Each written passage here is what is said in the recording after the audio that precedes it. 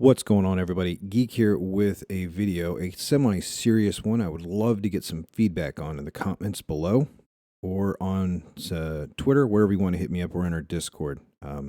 Please hit the share, subscribe, like, whatever you'd like to help me understand what you guys are wanting. But my discussion today is surrounding, do we as a gaming community apologize too much for game developers?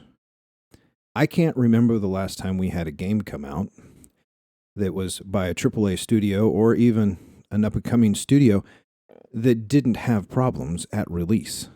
And it's becoming more and more commonplace.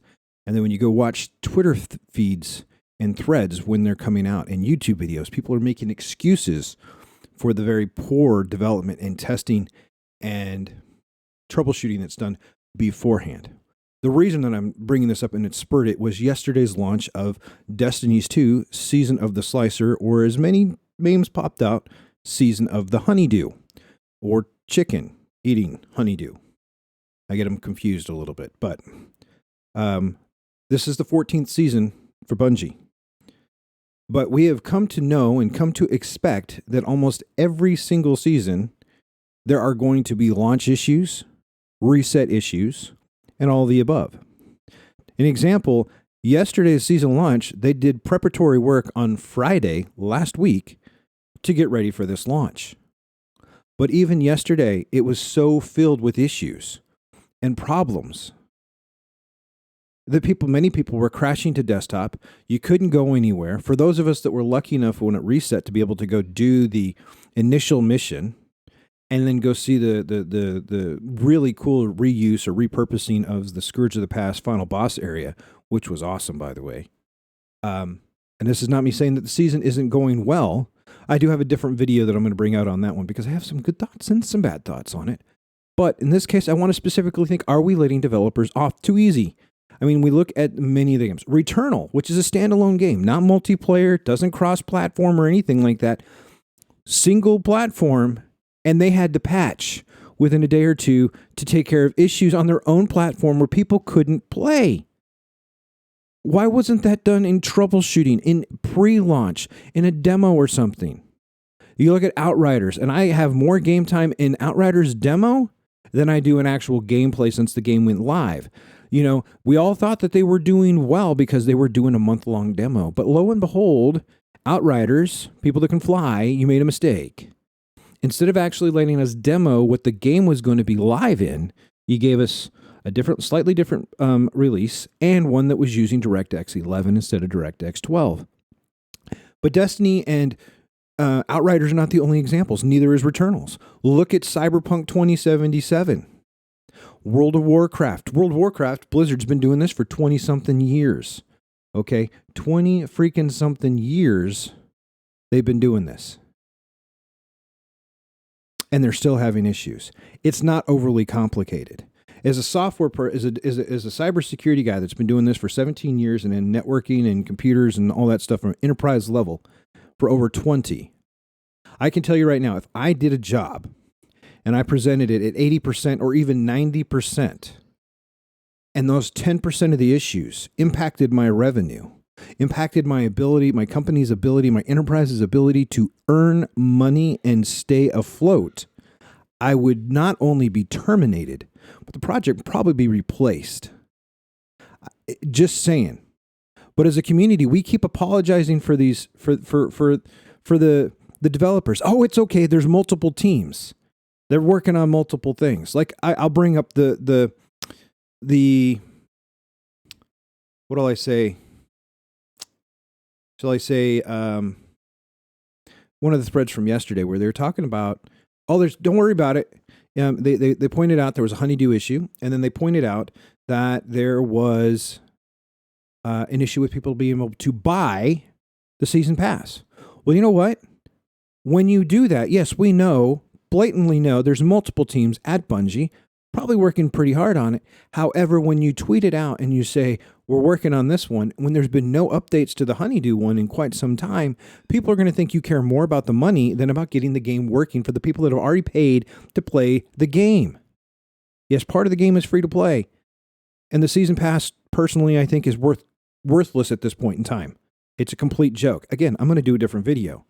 I'm loving the story in D2 in this season, but the rest of it is sus.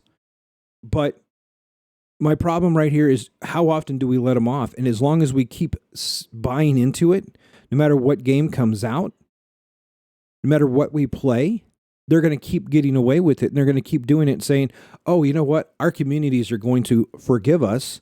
We'll just release and then patch afterwards. It'll take a month or two, maybe 3, to get it to where it needs to be. But by then the damage is done and people have lost faith or they're just tired of it. And at some point they will get tired of it. Why invest in a game? Biomutant Hunter looks really, really amazing. It's been pushed out and it's been a long time in development and it comes out on May 25th. And I would love to buy the game, but I can't. I can't. Based on everything that's been going on with all the recent games that have come out, every single one of them has had an issue, has needed a patch, has needed multiple patches, has crashed systems, has caused people nothing but headaches, has been released with laden microtransactions, depending on the game. Those are luckily going away with a bunch of laws being passed, but again, different topic. Here, though, here's my question. At what point does the gaming community say enough is enough and walk away from the game developers that keep pushing crap games on us? Back when I was y'all's age, or 20, I'm hoping, games that came out were 99% polished. They might not have been perfect, but they were released. They weren't online. They weren't in the cloud or anything. So their stuff had to be spot on. GameStop was the place to go buy them. We didn't have Amazon, and we had magazines, we had articles, and people would rip them apart if there were problems. You would hear about it on bulletin boards and everything. You fast forward to today, we know it's going to have some issues. I'm still going to buy it, though. We're going to buy an unfinished product. It used to go through where games would actually have alpha testing, beta testing. Alpha is when it's in a rough format. You're going to do some initial trial runs and everything like that, and then run it through its paces, and then you're going to put it through beta to make sure it's stress tested, make sure the number of servers can handle it. You're going to be able to scale. You're going to be able to hopefully have a bunch of players, a big enough base to go look at, oh, look, we're going to have some graphical fall throughs in the floor here. We're going to have some lockups here. We're going to trigger some issues with this. And you work through a list. But there's a lot of fear now that the IP is going to get leaked out or people are going to spell this out instead of enforcing NDAs and all this other crap. But right now, all we're getting is crap games. We're getting games that are barely in beta, that are released, and then 3 or 4 months after they come out, maybe even 6 months. Look at Cyberpunk. It's 6 months, easy. Okay? Outriders took 2 to 3 months. Destiny still has issue and has no anti-cheat. Call of Duty Warzone has no real viable cheat mechanisms. They kind of do, but they kind of don't. They're laden with cheaters. Okay? All these different things, and that's a different problem. But how do you build into that? As a community, how far are we allowing them to go before we say enough is enough? I love gaming. I play a plethora of games of every genre. Many, many different genres. Role-playing, RPG, first-person shooter, strategy, build. I'm looking forward to Microsoft's new Age of Empires 4. You know, I'm looking forward to that stuff. I play different games because it's what I do for stress relief. But it's to the point now where I am not buying any new games until they come out day one. I'm going to lose out on pre-order bonuses because of it. How screwed up is that? I have to go research the developer. I have to go research the games that they put out. I have to go see the forums. I have to do YouTube searches, which aren't always accurate. You got people that are paid to fluff and make it look great and pay. And then there's other ones that might be a little bit more critical. Hard to sort those out as a regular person. I've learned to look. I've got a few people that I follow for it. But the bottom line is I can't go in good faith buy any game that's coming out day one. It's not going to happen. Again, just for recent examples, yesterday's Destiny 2, Season 14, Season of the Slicer, problems galore for hours, not 30 minutes. We're talking hours. You look at Call of Duty Warzone, its latest one, had some issues. You look at Cyberpunk 2077, lots of issues. You look at Outriders, lots of issues. Returnal, So we're not even talking at this point. We're going down to single system problems, issues, immediate patch fixes. Instead of getting stuff beta tested correctly or developed and tested, put through quality control that has better stringent check marks, we as a community pay the price. And we get turned off on it. I haven't even listed off Avengers. Avengers is just a freaking joke. So you guys want all these games. I can give you more. That's the problem. More and more people are out there. We got to make it past our committees. We have to make our shareholders happy. We have to do this. We have to make our management happy. We can't, and then you got management. Oh, we can't push our developers too hard and work overtime because that's going to get made into the news and it's going to make it look like we're slave drivers or something like that. Well, the bottom line is rescope your timelines, put in proper quality control, put in proper testing, and then develop the timelines. And as your hiccups come in, if you got proper project management, you will adjust your timelines accordingly. If someone leaves, a development team, a new technology changes, all this other stuff, everything you develop for, you have to properly scope the job. It's not just a matter of, hey, we're going to develop this game, we're going to put it on this engine and call it good. There's so many more factors. None of that's being done. Not at a detailed enough level to where you can actually get a proper timeline and get the stuff out there. I get it. You have like games in development for 5 or 7 years. You need to get it out to market at a certain point so you can start making money. But if you spent 7 years, let's say the 5 years on a game, developing a game for 5 years, Amazon New World, I hope you're listening. 5 years you're spent working on New World. It comes out in August. I already have a pre-order for it.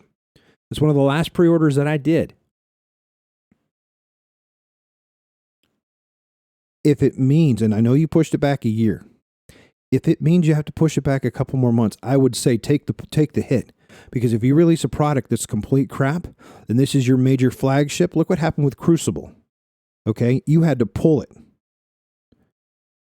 Don't release unfinished games. I'm tired of these games getting released. Oh, this game's not finished yet, so pay for it and play it at your own risk, aka Conan Exiles. I loved watching Glad play it. It looks like a really fun game, but it's not finished. There's a lot of games out there that aren't finished, that are released just because. I can't do it. As a community, at what point is too much? I'm just saying. Let me know in the comments below. Hit me up on Twitter. Hit me up on the Discord. Anything. I would really, really want to know, what is your pet peeves right now? What do you think the game developers as a whole could do better to release a game, a finished product with less issues? I'm not saying a game will ever be 100% without bugs. That's a near impossibility. Okay, but what can they do better to ensure we have a much better experience at launch? Let me know in the comments below. If you like this kind of stuff, if you want technical everything, how-tos, please let me know. Hit the subscribe, like. I'm trying to figure this all out as we go, and your support greatly means a lot to me. I will look forward to seeing you guys in any of the games that we play. And if there's a game out there that I'm not playing that you're playing that you think I might like, again, let me know in the comments below.